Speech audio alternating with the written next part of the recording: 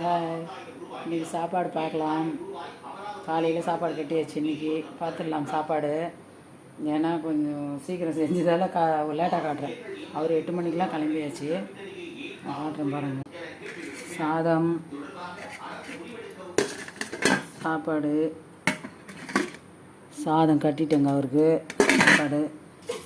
இது உருளைக்கிழங்கு போட்டு காரக்குழம்பு, உருளைக்கிழங்கு போட்டு காரக்குழம்பு, கேரட்டு பீன்ஸு பொரியல்.